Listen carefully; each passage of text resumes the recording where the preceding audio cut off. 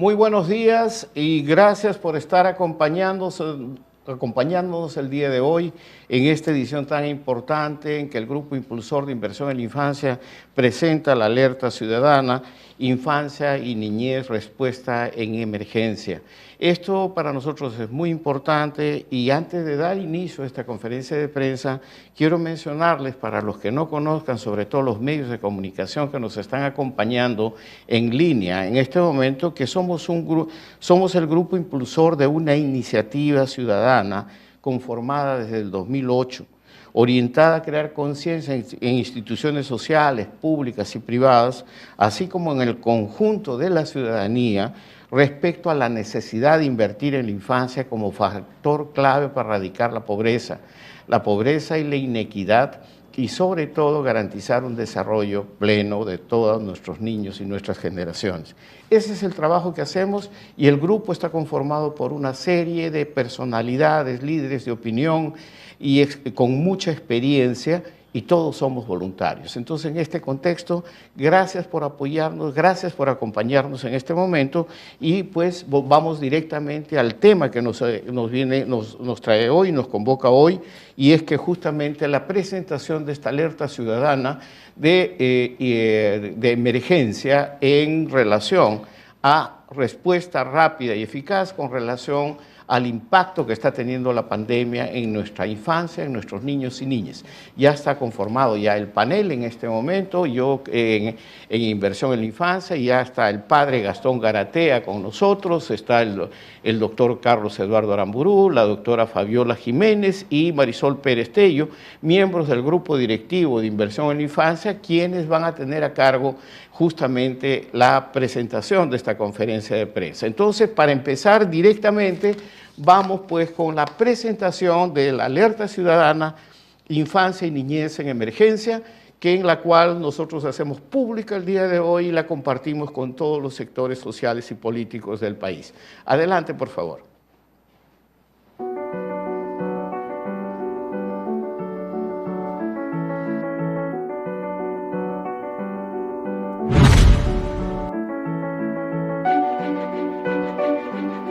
La iniciativa ciudadana Inversión en la Infancia considera urgente la definición de una agenda clara y un plan de acción para los próximos 12 meses, que haga posible la atención prioritaria y urgente a la infancia y niñez para hacer frente al impacto que la pandemia viene teniendo en relación a la emergencia sanitaria que enfrenta el país. Por tal motivo, el Grupo Impulsor Inversión en la Infancia propone activar un mapa de vulnerabilidad distrital y protocolo de acción a la primera infancia que permita priorizar los distritos de intervención en función de indicadores.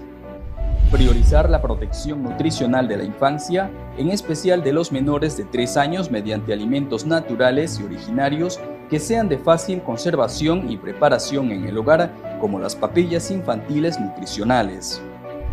Reactivar los centros de atención de salud a nivel local y regional para el monitoreo de salud, bienestar de niños y niñas que incluya la provisión de recursos, calendario de vacunas actualizados y los programas de crecimiento y desarrollo. Fortalecer la red de atención primaria de salud, garantizando la interconectividad que focalice la atención materno-infantil de nivel comunitario y domiciliario. Seguimiento y sostenibilidad al compromiso de una descentralización efectiva de programas y presupuestos con acciones al nivel local y regional, fortaleciendo los roles de los municipios para integrar los programas sociales desde la gestión local. Establecer el fondo de estímulo al desempeño municipal con base de metas identificadas de logro, principalmente de combate contra la anemia y desnutrición infantil. Fortalecer el trabajo en red con organizaciones sociales, UGELes y otros sectores para fortalecer e incentivar las instituciones educativas y maestros a integrarse más a sus comunidades. Respuesta rápida y eficaz para promover acciones de prevención del castigo físico y humillante, la violencia de género y los riesgos de desprotección familiar. Usar espacios territoriales para organizar un comando antiviolencia local, promoviendo programas de crianza positiva para combatir la violencia en la familia. Informar mejor a la comunidad sobre los servicios de atención, protección y sobre los canales de denuncia de violencia física, psicológica y sexual cometidos contra niños, niñas y adolescentes. Activación de programas y servicios de atención de las DEMUNAS desde los gobiernos locales para prevenir la violencia. Promover espacios que permitan mayor ocasión de escucha y visibilidad a la voz de las niñas y niños sobre los asuntos que los afectan. Estas acciones se podrán lograr con el apoyo de organizaciones de la sociedad civil, Congreso de la República, gobiernos regionales y municipales y principalmente que el señor presidente de la República o el primer ministro asuman el liderazgo como autoridad visible y responsable del seguimiento y cumplimiento de este plan de acción. Todos juntos podemos.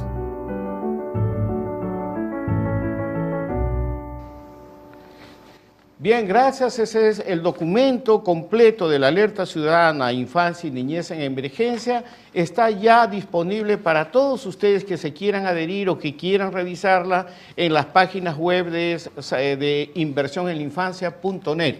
En este momento vamos a empezar la conferencia de prensa y me permito rápidamente dar la bienvenida. Tenemos más de 25 estaciones de radio del interior del país que se están conectadas en este momento con esta conferencia de prensa. Está Radio Estéreo Diplomat de La Libertad, Radio Alegría de Abancay, Radio Guaitará de Huancavelica, bienvenidos, Radio Onda Azul de Puno, Radio Cutibalú de Piura, está Radio 1060 del Cusco, Radio La Voz de la Selva, Radio de Loreto, Radio Ausangate de Carguayo, Cusco, qué bien, TV Cusco, Radio Juliaca de Puno, TV Cablevisión de Tumbes, bienvenidos. Y también Telenet, Canal 35 de Cusco y Canal 33 TV Sat de Ayacucho. Bienvenidos todos ustedes y preparen sus preguntas. Entonces, Jimmy, si estamos todos ya preparados para poder hacer la conferencia de prensa, entonces yo me permitiría invitar inmediatamente pues al padre Gastón Garatea para sus palabras. Bienvenido, padre, buenos días. Muy buenos días, un gusto estar con todos ustedes en esta larga conferencia que nos vamos a tratar de interesar un poco más sobre lo que pasa y lo que puede pasar en el Perú. No hay duda que estamos en un momento muy difícil. Tenemos una cosa que nunca habíamos tenido, ¿sí? Una pandemia, ¿sí? Es una epidemia total. Se dice que son 148 países que están afectados por esta pandemia y de la cual se sabe muy poco. Se sabe que es un virus, pero es un virus que va cambiando, es un virus que aparece y desaparece y aparece de otra forma después. Es un virus mutante. Esto va haciendo que la cosa sea más grave, porque no es, como dice el presidente de Brasil, que es una gripita, ¿no? No, es una cosa que lleva a la muerte. Entonces, ahí es donde tenemos que estar todos muy serios y muy claros. Se trata de buscar los medios para poder nosotros guarecernos de esto. Se han dado tres cosas importantes. Una primera, el no contacto con otras personas. Y esto lo lleva a uno a no salir a la calle. Luego está la recomendación esta de lavarse continuamente las manos. Por lo menos cada 5 horas lavarse las manos, ¿no? Y la otra cosa que es difícil y dura es ver qué es lo que pasa a nuestro alrededor. A mí me pasa por lo menos que cada vez voy encontrando más personas que se han muerto y que han sido conocidos míos. Eso le demuestra a uno la epidemia grande que hay. A mí me han prohibido salir de la casa. Hoy día hablaba con la ministra de Salud y me decía, no puede salir por muchos motivos. Entre otros, porque soy viejo y eso lo hace a uno muy vulnerable. Segundo motivo es porque soy diabético, y tercer motivo porque tuve una operación en la cabeza de tipo neurológica hace mucho tiempo, ¿no? Pero me dijo, eso te hace frágil. Y aún yo no me siento mal. Y ese es lo malo, que uno se siente mal. Y uno a veces no cree lo que le dicen. Y sin embargo, los amigos muertos nos hacen creer en lo que nos dicen, ¿no? Creo que este es un asunto que no es del gobierno, que no es de ONGs, sino de todos. Todos tenemos que ponerle el hombro a esta desgracia que estamos pasando en el mundo entero.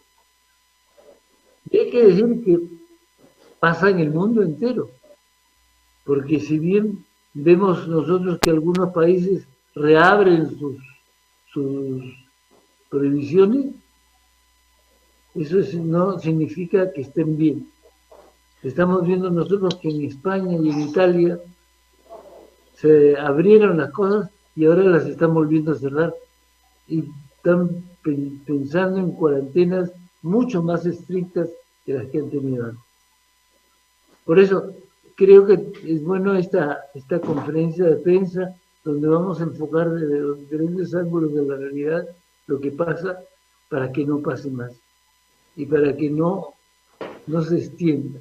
Esta mañana conversaba yo con la doctora Pilar Macetti, ¿no? Y me decía pues que la cosa en el Perú aumenta y tienen miedo de que se les vaya de las manos, ¿no? Estamos ante algo muy serio que tenemos que seguir nosotros cuidando. Yo no digo más porque creo que las otras cosas los pueden decir ustedes mejor que yo. Gracias, padre. En este momento retomamos la conferencia de prensa y yo quiero agradecerle sus palabras, padre, y es evidente que retomar un poco con usted que son 12 puntos de agenda que hemos propuesto en la alerta ciudadana, que son, y también un pedido muy concreto para poder generar un plan de acción de 360 días que nos permita atacar todos los problemas que vienen afectando a la infancia. Padre, después en la conferencia de prensa tal vez si hay alguna pregunta para poder ampliar. Mientras tanto, yo quiero informar a todos ustedes, antes de pasar la palabra al doctor Carlos Eduardo Aramburu, quiero mencionarles de que hemos recibido un comunicado de parte del doctor Max Hernández, quien es presidente o director ejecutivo del Acuerdo Nacional, quien ha recibido la alerta ciudadana y nos ha mencionado que justamente él compartirá este acuerdo o esta propuesta con los miembros permanentes del Acuerdo Nacional, lo cual nos satisface. Pensamos que es una cosa fundamental, gracias doctor Max Hernández, y creemos que el Acuerdo Nacional tiene que tomar parte en esta propuesta de alerta ciudadana, infancia y niñez en emergencia. Entonces, sin más, vamos entonces con el doctor Carlos Eduardo Aramburu. Uno de los puntos importantes de esta declaración que hacemos está vinculado a activar un mapa de vulnerabilidad distrital con protocolos de atención a la infancia. Vamos directamente entonces con el doctor Carlos Eduardo Aramburu. Carlos Eduardo, por favor. Hola, buenos días. Bueno, un gusto estar con ustedes a nivel nacional. Estoy seguro que todos comparten la preocupación por los niños, que felizmente no han sido tan afectados en forma directa, pero van a ser afectados indirectamente por esta pandemia, ¿verdad? Los estimados más conservadores estiman que vamos a aumentar en 3 millones de personas la pobreza monetaria. Estamos hablando de 6 millones ya de pobres, de los cuales más o menos medio millón son niños menores de 5 años. Vamos a llegar posiblemente a 1 millón de niños vulnerables como efecto de esta pandemia y de la recesión económica que se nos viene. Esto en un contexto en que va a haber menos recursos fiscales y una demanda que crece por apoyo del Estado. Por eso, insisto que uno de los primeros puntos que hemos planteado como colectivo es la necesidad de priorizar. No solamente hay que gastar más, eso va a ser difícil, sino gastar mejor. Y para hacerlo bien, sugerimos hacer un mapa distrital basado en la niñez. tomando indicadores como el número de niños pobres, la incidencia de anemia, de nutrición crónica, hogares que no tienen agua, ni luz, ni desagüe, todo lo que es el tema de falta de seguridad alimentaria y otros indicadores que podemos trabajar desde la academia, mucho gusto, a nivel de gobiernos locales. ¿Y por qué el gobierno local? Porque el gobierno local es el espacio donde los niños se privilegian. Los niños están en su casa, en su jardín, en los parques si los hay. Entonces tenemos que tener esta mirada muy clara de que la infancia tiene una presencia local, la solución tiene que ser local pero integrada. La segunda idea que hemos planteado como colectivo es que este protocolo debe requerir asistencia técnica a los gobiernos locales que han tenido muchos casos muy pobre desempeño en esta pandemia. Hay que prepararlos para que se nos viene una situación económica bastante difícil y complicada porque los padres van a estar desesperados buscando trabajo, pudiendo entonces descuidar a los niños. Entonces la segunda idea es la importancia de que los gobiernos locales tengan un estímulo, como existe actualmente el FED, que opera a nivel de gobiernos regionales. Es decir, gobierno distrital que pone ciertas metas en anemia, nutrición, atención al niño y los cumple, tiene un presupuesto adicional. Entonces la segunda idea de la propuesta es que tenemos que tener un reforzamiento del rol del gobierno local para coordinar programas como Juntos, como Cunamás, como Jaliwarma, que son los programas que más pueden apoyar a los niños en esta situación de crisis. Entonces, repito, dos ideas y resumo. La primera es que necesitamos un mapa para priorizar el gasto. Repito, se trata no solamente de gastar más, que va a ser más difícil, sino de gastar mejor, y eso es indispensable hacerlo con un mapa de vulnerabilidad distrital y un protocolo de intervención. Y la segunda idea es que tenemos que trabajar con los gobiernos locales, porque la niñez es básicamente un fenómeno local que requiere apoyo de los alcaldes y de las fuerzas vivas que existen en los niveles distritales. Entonces, son dos de las ideas que quiero plantear brevemente, después con sus preguntas podemos ampliarlas, que además cruzan todos los temas de salud, educación y nutrición. Gracias, Salvador. Muchas gracias, doctor Carlos Eduardo Aramburú, miembro del Grupo Directivo de Inversión en Infancia. Entonces, en este momento ya nos toca presentar a la doctora Fabiola Jiménez, directora de la Red Peruana de Alimentación y Nutrición, y además miembro del Grupo Directivo de Inversión en la Infancia y coordina el Grupo de Salud de este. Antes de pasarle la voz, quiero decirle también, me están escribiendo, gracias por estar escribiéndonos en este momento, mucha gente está participando vía chat, y dar la bienvenida también Diario El Poder de San Martín, Diario La Región de Loreto, Radio La Industria de Trujillo, Diario Integración de Ancash, Diario de Chimbote, de Ancash, Abancay Noticias de Apurímac y Diario Amazonía. Entonces, con estas palabras yo quiero en este momento pues ya dar la bienvenida a la doctora Fabiola Jiménez, que justamente coordina con el Grupo de Salud justamente la necesidad urgente de reactivar una propuesta de seguridad alimentaria y nutricional desde la infancia y fundamentalmente la reactivación de los servicios de salud que prácticamente están semi-paralizados. Y esto afecta directamente a la infancia y a nuestra niñez. Adelante, doctora. Muchas gracias, Salvador. Me siento muy contenta por toda la cobertura que estamos teniendo a nivel nacional, ¿no? Entonces, como tú lo mencionabas, Salvador, yo quería hacer una reflexión y poner un poquito sobre la mesa el contexto que hemos tenido en términos de la salud nutricional, ¿no? De la infancia en un escenario antes del COVID-19, ¿no? Entonces, justamente como Grupo de Inversión por la Infancia, nosotros hacemos un seguimiento muy exhaustivo de cifras y de indicadores todo el tiempo. Vamos haciendo un seguimiento, vamos haciendo monitoreos, vamos haciendo controles de esos indicadores. Entonces, el escenario pre-COVID ya era un escenario bastante complejo, ¿no? Si bien es cierto, las cifras de desnutrición iban por ahí disminuyendo, siempre nos ha quedado como tarea pendiente solucionar los problemas relacionados a la anemia, que sigue siendo una deuda enorme que tenemos como país, ¿no?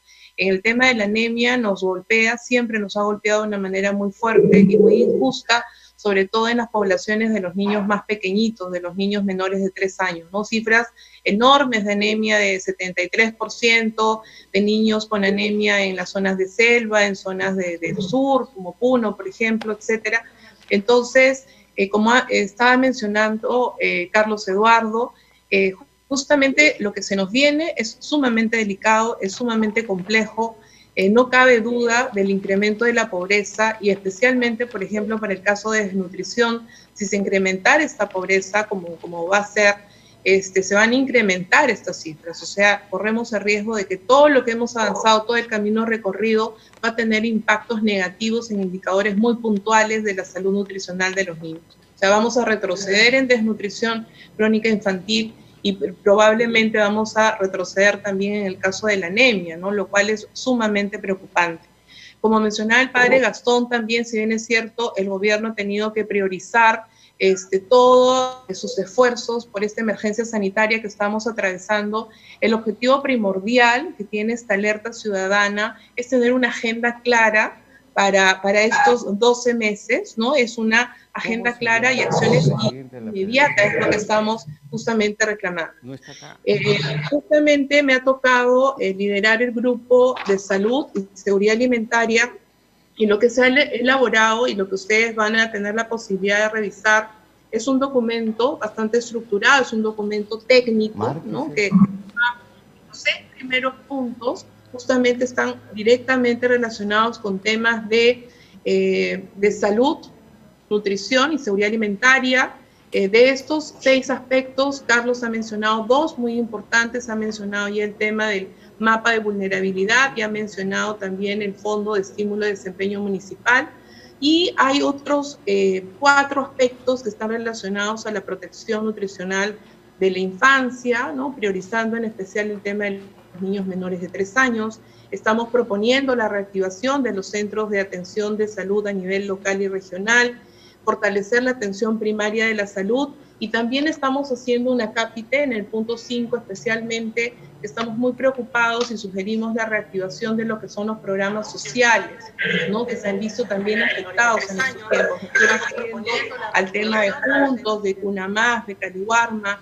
Estamos mencionando el tema de los comedores populares, si bien es cierto no es un programa social específico, pero consideramos que es una estrategia importante que se tiene que tomar en cuenta para apoyar, porque digamos es un mecanismo directo de ir fortaleciendo el tema de seguridad alimentaria. Me gustaría también mencionar que esta agenda clara que estamos solicitando como Grupo de Inversión por la Infancia, también nos gustaría tener señales muy concretas, y una señal muy concreta sería, por ejemplo, que el presidente en su discurso del 28 de julio pueda mencionar algunas de estas acciones que consideramos acciones prioritarias, o sea, que pueda ser muy puntual. Lo que consideramos es que, si bien es cierto, atravesamos por una crisis sanitaria sumamente complicada, lo que queremos como Grupo de Inversión por la Infancia, nuestra labor es hacer visible el tema de los niños, que no tienen, digamos, ventanas ni oportunidad de expresarse. Entonces nosotros nos convertimos en esta voz de la infancia, y yo creo que estos temas deberían ser abordados, el tema de atención primaria, el tema de reactivar programas que ahorita están o desactivados o tratando de reactivarse muy lentamente, el tema de crecimiento y desarrollo, el tema de vacunas, el tema de suplementación de micronutrientes. Hay muchas cosas que están paralizadas en este momento. Entonces, termino, digamos, esta parte de mi intervención mencionando el enorme valor que tiene un grupo como Inversión por la Infancia, porque como se ha mencionado, lo ha mencionado Salvador, lo ha mencionado el padre, lo ha mencionado Carlos también, somos voluntarios, somos gente que hacemos opiniones y damos sugerencias técnicas, ¿no? Para que se puedan tomar acciones de inmediata. Las acciones que estamos proponiendo en esta alerta y que están en el documento que ustedes han recibido, considero que son acciones factibles y que están basadas en criterios técnicos.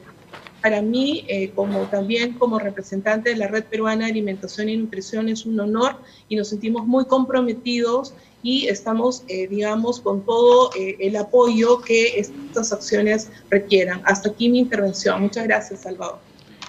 Bien, muchísimas gracias, doctora Fabiola Jiménez. Estamos pues en este momento, yo creo que los temas neurálgicos que estamos pasando en términos del impacto de la pandemia, fundamentalmente en términos de salud y educación en nuestra infancia y nuestra niñez, son muy serios. Y lo que todo el mundo me está participando aquí, sí, la propuesta nuestra es sumar. Estamos diciendo que sí podemos y que realmente los recursos humanos, técnicos y financieros para hacer frente. Y lo que estamos queriendo y estamos solicitando, y ustedes pueden acceder ya directamente al documento de esta alerta ciudadana, estamos solicitando la reactivación efectiva del Consejo Interministerial de Asuntos Sociales, pero con un liderazgo claro, que permita también participar a la sociedad civil, Congreso de la República, como ustedes lo están sugiriendo, una agenda de amplia base para poder realmente tener un plan de 360 días. Necesitamos 360 días y comenzar a actuar urgente. Hablando de urgencias, uno de los temas más preocupantes para nosotros, que también está incluido con mucho énfasis en esta alerta ciudadana, es el tema de la violencia, que cada vez se ve más y estamos reclamando una respuesta rápida y eficaz que incorpore regiones y distritos del país. Entonces, en ese contexto, nada mejor para hablar sobre los derechos humanos de la infancia y sobre todo el tema de violencia. Yo quiero dar la bienvenida a la doctora Marisol Perestello, miembro del Grupo Directivo de Inversión en la Infancia. Adelante, querida Marisol. Muchas gracias, Salvador. Muchas gracias al padre Gastón, a Carlos Eduardo y a Fabiola por la oportunidad de poder hablar de este tema que tiene que ver también con las medidas integrales y transversales de las que habló Carlos Eduardo y que están comprendidas en los 12 puntos que ha señalado Inversión por la Infancia y que suponen además la reactivación de un ente coordinador central que sería el CIAS, liderado por el presidente de la República.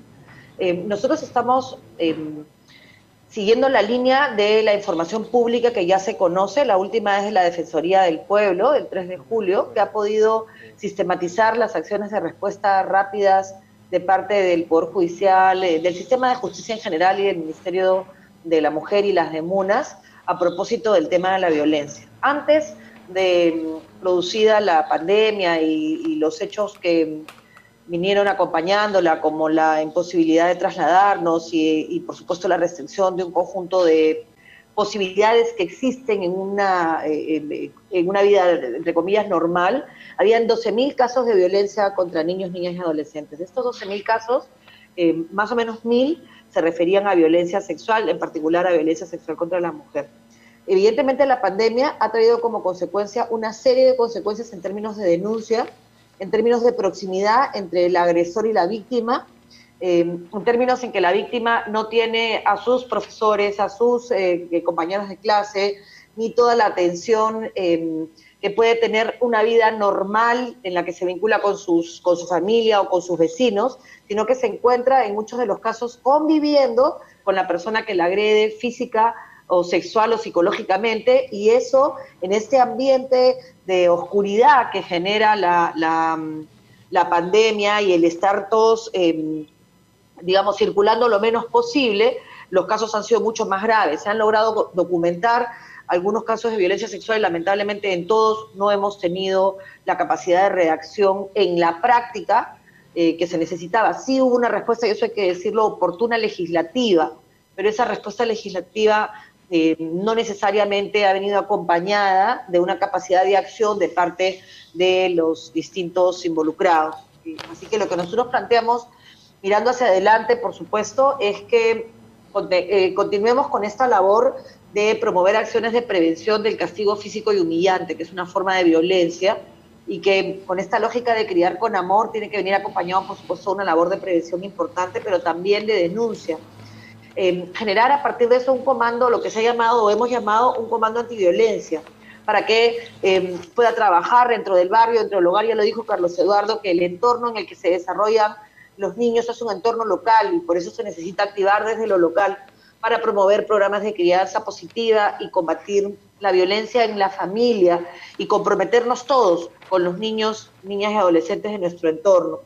Además, informar a la comunidad a través de los medios de comunicación del programa CICB, del programa Aprender Casa y de todos los medios que sean posibles, por supuesto de las radios que nos acompañan, cuáles son los servicios de atención y de protección que existen y cuáles son los canales de denuncia que están habilitados. Y por supuesto, si estos no funcionan, también poder denunciarlo, no para culpar a nadie en un momento en el que todos tenemos que estar juntos, sino para poder hacerlos reaccionar y comenzar a tener la respuesta oportuna que los niños y niñas necesitan. Finalmente, activar rápidamente los programas de atención de DEMUNAS desde el gobierno local para poder hacer prevención. Yo creo que esas son las cosas que nosotros consideramos importantes. Y por último, generar espacios para visibilizar la voz de los niños y de las niñas. Los niños, niñas y adolescentes no pueden seguir siendo tratados como objeto de derecho, son sujeto de derecho. Y para eso hay que darles voz, y ese es el esfuerzo que estamos haciendo desde Inversión por la Infancia. Muchísimas gracias, doctora Marisol Pérez Tello. Yo creo que están llegando las preguntas y yo quiero dar una lectura rápida de un mensaje que nos ha hecho llegar en este momento la doctora Nelly Klaus, quien es presidenta del Foro Educativo.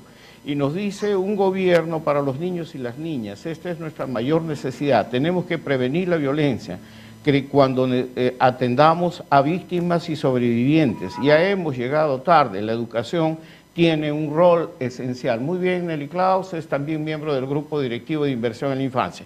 Nos han llegado las preguntas, entonces tenemos a nuestro panel y vamos a comenzar. Entonces yo creo que la primera pregunta es justamente de Radio Tahuantinsuyo del Cusco.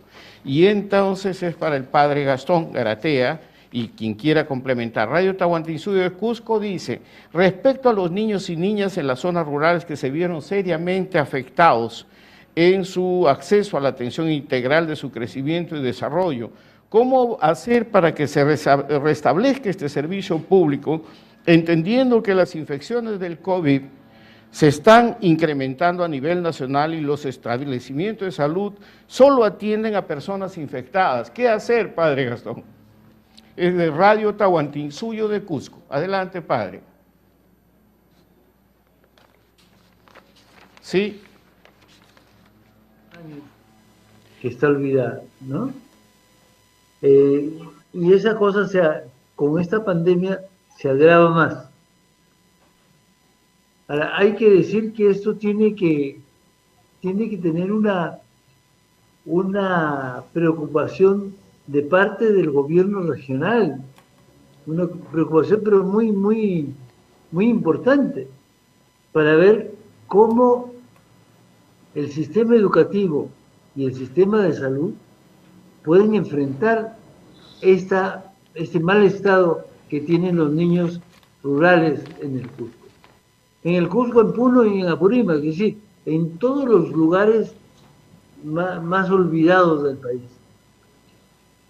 Esto nos hace una cosa que a uno lo zapatea por dentro, que es que siempre los pobres son los más afectados, ¿no? Hay una cosa que uno la desea con muchas ganas, es que el gobierno tome el tema de la pobreza como el tema más importante de todos. ¿Ya? Y eso no lo toman. Dicen que lo toman, pero no lo toman. Cuando uno va al campo, cuando uno atraviesa todas estas fronteras que tenemos en el Perú, se da cuenta de que no es así. Y sin embargo la cosa es urgente, porque los niños que mueren en nuestros campos son peruanos, son personas humanas, son peruanos, no son cosas deleznables, ¿no? Entonces yo diría aquí al gobierno que tome esto como prioridad 1.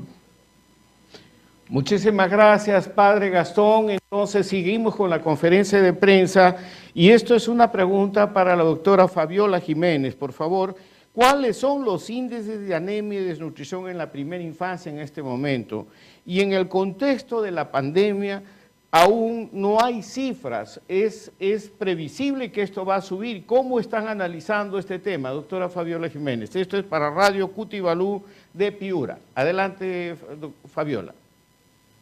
Sí, muchas gracias, Salvador. Yo quería, antes de responder esta pregunta, acotar algo también a la primera pregunta, que era de cómo se podrían reactivar los programas de crecimiento y desarrollo, ¿no? Entonces, justamente uno de los puntos que estamos proponiendo en el documento de alerta ciudadana está referido al tema de reactivar lo que se conoce como la atención primaria de la salud. Entonces, yo creo que durante mucho tiempo estos enfoques que hemos tenido de la salud en nuestro país han sido unos enfoques biomédicos recuperativos siempre, ¿no? O sea, que digamos ahora nos están demostrando que cuando nosotros actuamos desde este enfoque es demasiado tarde. El tema de atención primaria es clave y yo creo que, por ejemplo, ahí se vuelven estrellas, cumplen un rol protagónico los que son los promotores de la salud, ¿no? Entonces, la atención primaria, justamente nosotros tenemos el lujo de haberle impulsado a nivel del mundo. Es un médico peruano, el doctor David Tejada de Rivero, que fue el promotor en el mundo de lo que se conoce como una conferencia internacional de alma ata en la década de los 70.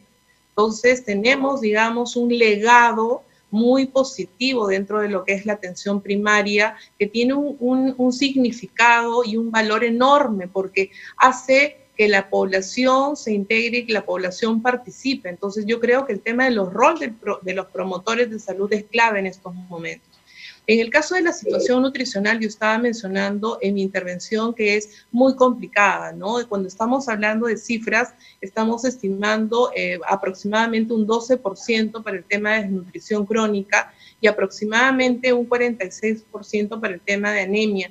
Sin embargo, estas cifras, estos promedios, digamos que siempre nos han enmascarado temas de fondo, temas muy delicados porque hay, digamos, mucha inequidad en nuestro país, ¿no? Entonces se esconden. Yo estaba dando una cifra, por ejemplo, de Puno, para los niños menores de 3 años, aproximadamente 73%, ¿no? Entonces, según los registros que tenemos de la encuesta nacional ENDES, entonces, pero por ejemplo, en el caso de anemia, yo quería mencionar de que a veces esta cifra nos engaña por lo siguiente. En el caso de anemia, ENDES seguía bajo el indicador de hemoglobina.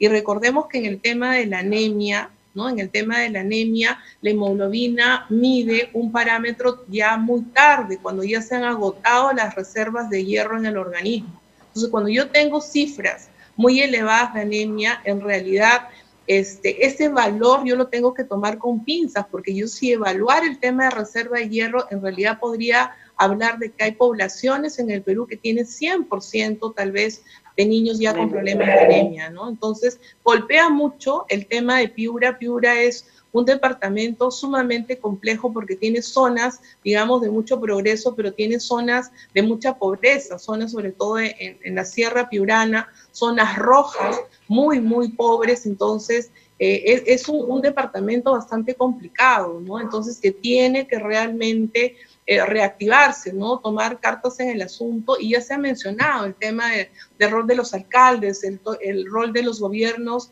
regionales es sumamente importante, ¿no? O sea, la idea de esta alerta, Salvador, es que nosotros no es una crítica, es una contribución desde nuestra mirada técnica, ¿no? Entonces estamos proponiendo cosas, creo que son muy aterrizadas y muy factibles de comenzar a ejecutar, Salvador.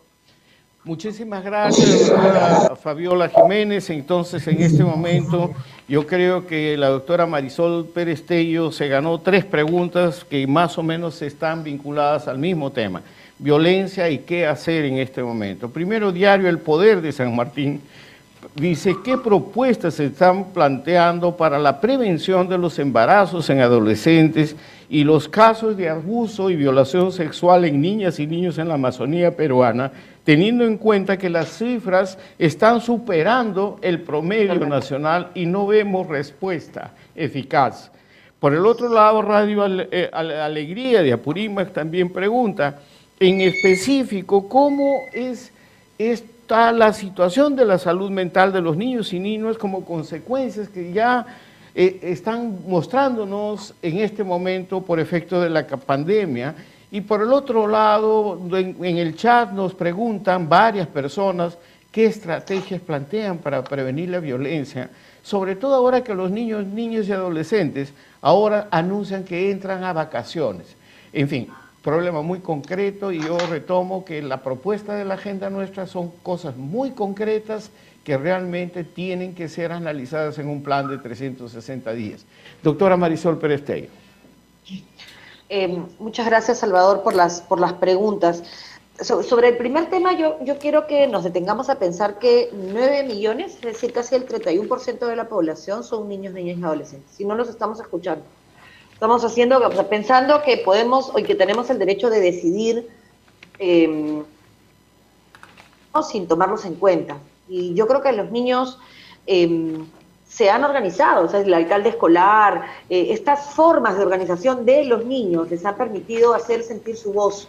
y trabajar para hacer una labor de prevención dentro de las escuelas que ha ido mejorando. Es decir, aunque parezca difícil de creer, fue un gran esfuerzo que se pudiera modificar el Código Civil, que reconocía la posibilidad de los padres de castigar físicamente, moderadamente, entre comillas, a sus hijos, y moderadamente para algunos padres era agarrarlos a correazos, y corregir eso y cambiar la legislación y prohibir el castigo físico. Fue un esfuerzo que legislativamente se logró, pero que necesita también calar en una estructura patriarcal que invisibiliza a los niños, que son la tercera parte de la población del país. Eso es un primer tema, es decir, necesitamos hacer un esfuerzo consciente de continuar el trabajo que se empezó, que tiene varios años, que tiene que ver con el machismo, que tiene que ver con que los niños se entienden como la prolongación de sus padres y no tienen ninguna posibilidad de decidir. Eso no es así. Tienen además derecho a ser educados con amor, una educación con amor, o la prohibición del castigo físico corporal, como ustedes quieran decirlo, en positivo o en negativo, pero como ustedes quieran decirlo, tiene impacto en las dos primeras preguntas. Primero, en la posibilidad del niño de sentirse suficientemente fuerte y sentir que va a haber una reacción de parte de la sociedad como para denunciar. Los niños no denuncian por la misma razón que no denunciamos los adultos, porque pierdes tiempo, porque tienes miedo a las represalias y porque no hay reacción. Imagínense un niño que además es violentado sexual o físicamente o psicológicamente por quien tiene que protegerlo, o sea, sus padres, o las personas bajo quien está en protección, sus abuelos, sus tíos, su padrastro, lo que fuera, sus hermanos mayores. Entonces, si los adultos no denunciamos un hecho, cualquiera que se trate, porque la autoridad que es lejana y que no está cerca, no nos hace caso, a partir de eso nos da miedo, creemos que perdemos tiempo. Imaginemos un niño que tiene que denunciar a la persona que se supone que lo tenía que cuidar. Si no se genera un entorno que le dé a ese niño seguridad, el niño no va a denunciar. ¿Y qué significa seguridad? Significa la certeza de que cuando ese niño haga una denuncia va a ser protegido por sus padres, por sus vecinos, por su familia, por el profesor del colegio, por la escuela, por los espacios donde se desarrolla. Por eso la labor de prevención, lo decía Carlos Everdo con una claridad absoluta, el tema de niños y niñas es siempre un problema local. Pueden haber soluciones grandes, pero si el tema no llega a lo local, si no denuncia a la vecina, si no denuncia a la hermana mayor, que también fue víctima seguramente de hechos de violencia, si no denuncia a la compañera de colegio que notó los moretones o el llanto del niño, nadie va a denunciar. El niño se encuentra muy disminuido como para ser capaz de tener la fuerza de hacer una denuncia. Por eso las cámaras GS y por eso toda esta protección a los procesos de investigación de denuncia que existen para temas de violencia sexual, pero para temas de violencia en general. Y la respuesta para la Amazonía es la misma que la respuesta para el resto del país. Necesitamos preocuparnos por nuestros niños. Que 1.000 niños, de los 12.000 niños, 1.000 hayan sufrido violencia sexual y la mayoría de ellos en el hogar, revela una falta de reacción como sociedad y una falta de espacios de denuncia para poder corregir esta situación. Entonces, para terminar, Salvador, agradezco primero la pregunta de Amazonía porque se han hecho trabajos muy serios, localizados, pero se necesita que los propios gobiernos regionales y los propios gobiernos locales, las escuelas, puedan hacer este trabajo de prevención, generando primero canales de denuncia, después espacios a donde se le puede informar al niño cuáles son las alternativas que tiene y acompañarlo en el proceso de denuncia. No se le puede abandonar, el niño no va a denunciar si no se siente en un espacio de seguridad o protegido. Y eso es un deber que tenemos todos, ¿no? O sea, no puedes escuchar al niño dar alaridos en la casa del costado y no comprometerte. Tienes que denunciar y acompañar a ese niño hasta que pueda ser acogido en un hogar a donde pueda tener el futuro que merece, que es un futuro rodeado de amor. En el tema de salud mental de niños y niñas, yo sé que seguramente Fabiola puede decir muchas más cosas que yo, pero claramente un niño que es educado con amor y que es educado reconociendo las capacidades que tiene, va a ser un niño que pueda dar lo mismo. Generalmente la violencia genera un círculo que no termina nunca y hay que hacer un trabajo de salud mental en el país hace muchos años, desde la época del conflicto, desde la época del Sendero Luminoso, no se ha trabajado el tema de salud y menos de salud de manera colectiva, así que nosotros somos un país que tiene todavía muchas heridas que cerrar colectivas y mucho más tiene que hacer un esfuerzo para proteger a estos niños que son sometidos o violentados.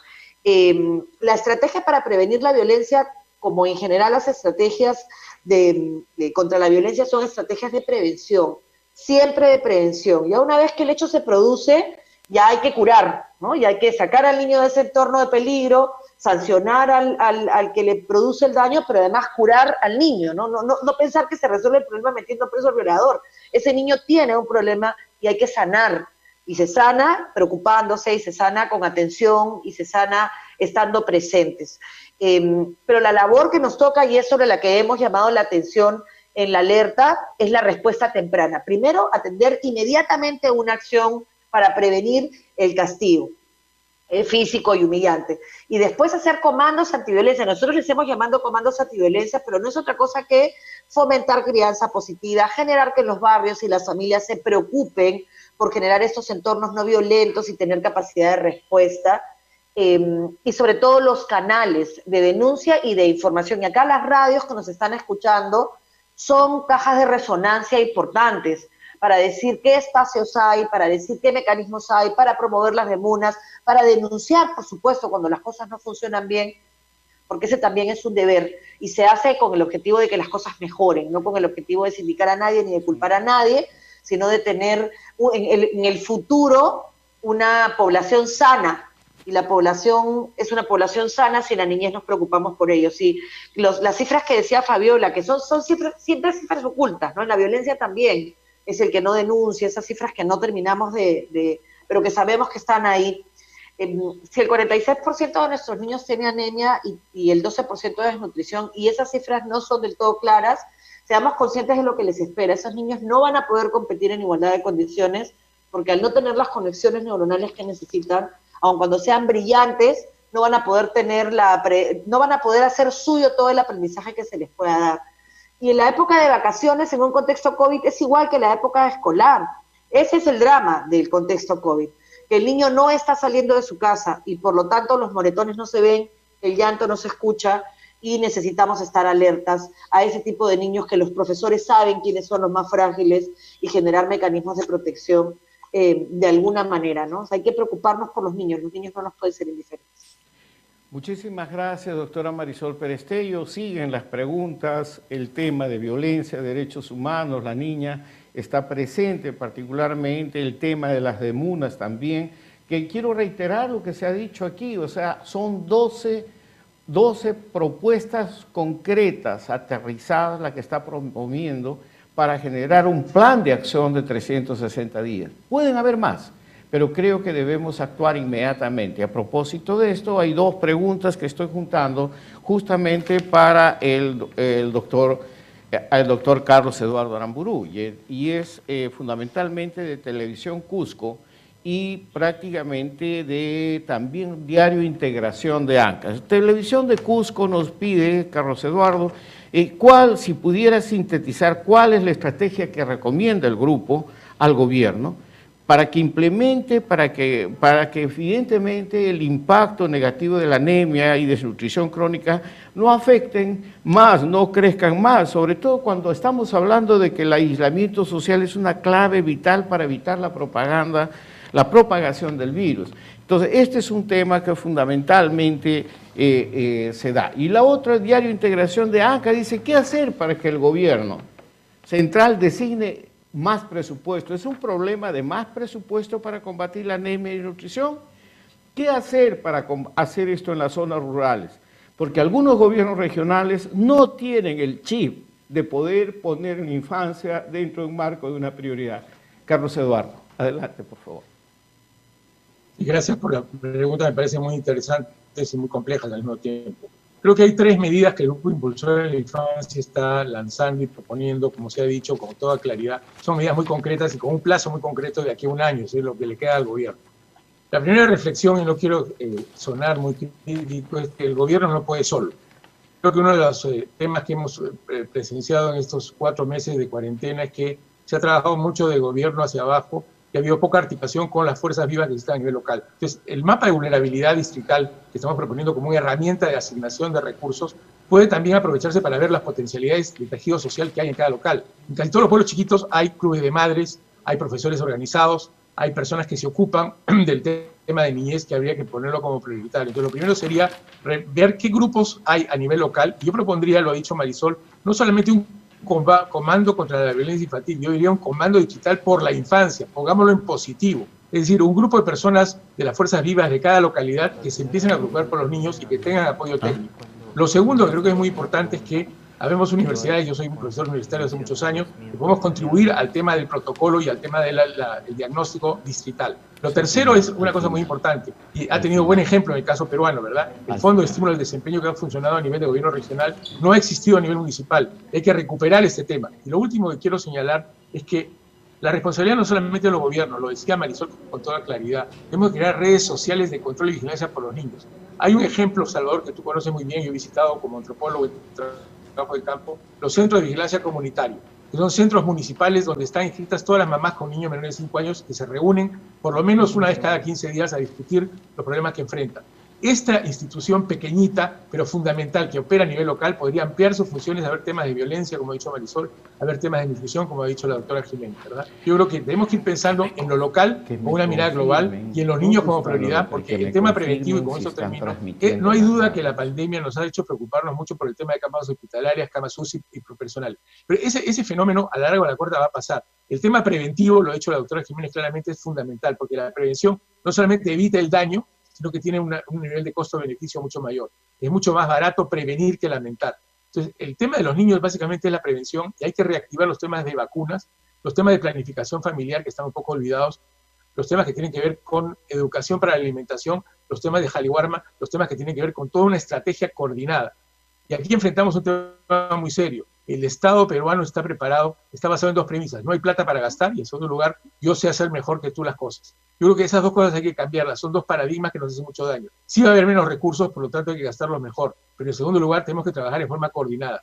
Y el nivel de coordinación tiene que ser el gobierno local porque ahí están los de los niños, ¿verdad? Entonces tenemos que trabajar con los alcaldes y los grupos que existen a nivel de cada distrito, clubes de madres, mesas de lucha contra la pobreza, organización de profesores, las obstetrices y las enfermeras que tienen mucho más presencia a veces que los médicos, para poder trabajar por la infancia en un plan distrital, un comando distrital por la infancia, que tomen en base a dos cosas: el mapa de vulnerabilidad para la priorización de asignación y un estímulo al desempeño para los gobiernos locales que sean capaces de plantear metas y cumplirlas. Gracias, Salvador. Muchísimas gracias, Carlos Eduardo. Yo les estoy en este momento compartiendo, realmente es una cantidad de preguntas que están llegando de radios, de provincias, de todas las regiones, con mucho interés. Y justamente, Padre Gastón, creo que usted tiene en este momento como 3 preguntas. Radio Onda Azul de Puno está preguntando de que cómo hacer efectivamente para poder contener o poder generar una respuesta rápida y eficaz.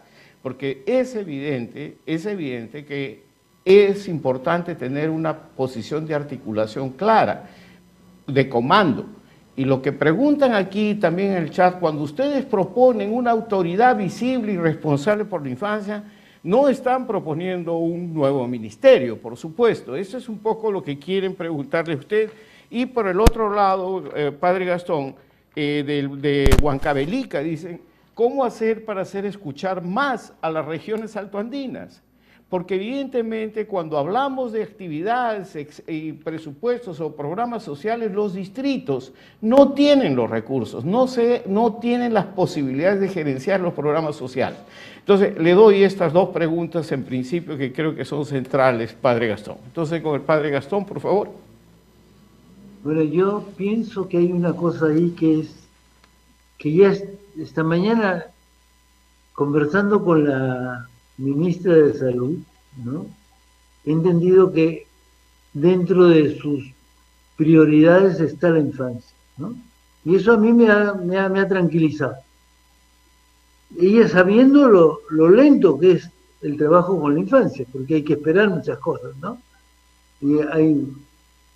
Y hay cosas como lo que pasa con la educación, que no se quiere trabajar en educación porque hay que esperar mucho tiempo para ver los frutos.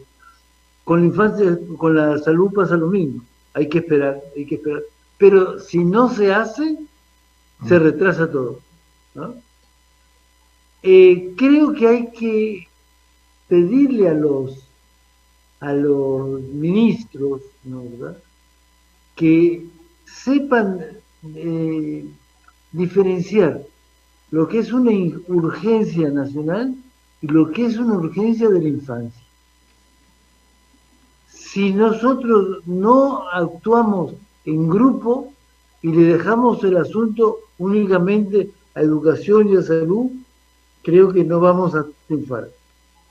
Todos tienen que ver con él, todos, absolutamente todos. Y ahí creo que es importante dirigirnos al primer ministro, que es el coordinador de la acción de los otros ministros, ¿no?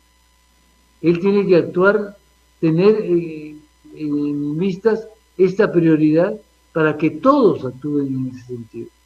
Porque el ministro de Transporte, que le pueda parecer que no tiene que actuar con la infancia, también tiene que actuar. Y el ministro de Defensa también tiene que actuar. Tenemos este año un ministro de Defensa que está muy responsable de todo lo que pasa con esta pandemia. Yo me alegro de eso, porque las Fuerzas Armadas nos pueden ayudar muchísimo en todo ese trabajo. No, muchísimas gracias a usted, Padre Gastón, a todos los miembros del grupo directivo de inversión en la infancia. Esto, como lo ha mencionado el Padre Gastón, que están aquí, son los representantes delegados para esta conferencia de prensa, pero son más de 75 personas o personalidades que forman este grupo, el grupo directivo de inversión en la infancia, que contribuyen con su tiempo, con su conocimiento, voluntariamente a que esto se haga realidad. Y en ese contexto nosotros podemos mencionar desde el doctor Uriel García, debemos mencionar inclusive a la ex ministra de Educación, Flor Pablo, al director del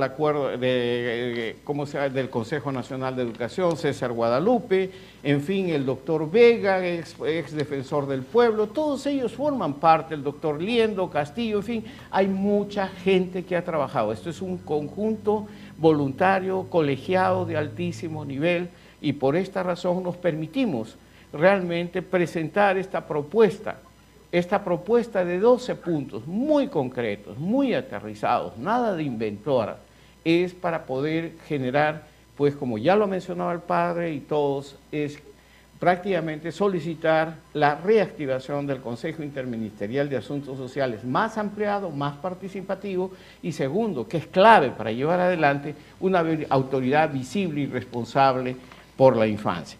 Yo solamente quiero mencionar que durante la transmisión ha habido muchas personas que se han inscrito, padre, y entre ellos está Arturo Soto Sotelo, Beatriz Albajara, el periodista Carlos Cornejo, Carlos Tobar, Carlín también acaba de firmar la adhesión, está Cecilia Valenzuela, que es periodista y directora de Perú 21, bueno, César Guadalupe Mendizábal del Consejo Nacional de Educación, Cristiane Ramseyer del Taller de los Niños, Cristian Peñalosa Medina, el doctor Iván Maza de la lucha contra el cáncer, Javier Malpartida de la Asociación Taspurisunchi desde Apurima, Jorge Vega Castro, José Becerra Ramírez, Larisa Titiana Aliantas, en fin, León Trattenberg, Liliana La Rosa, Luis Guerrero, Manuel Bello, Manuel Iguíñez, María Teresa Urquizo, Matilde Coveña, Patricia del Río, y entendemos que hay varios empresarios que ya empezaron también a adherirse a esta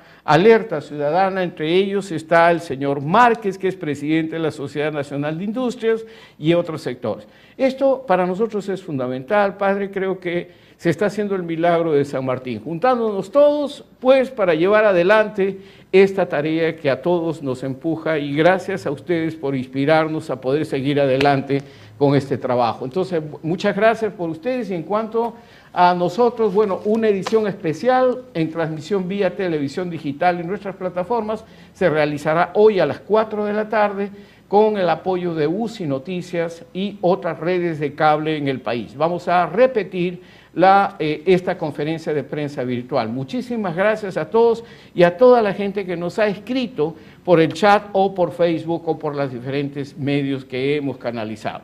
Muchísimas gracias y nos vemos hoy en la tarde a las 4. Gracias.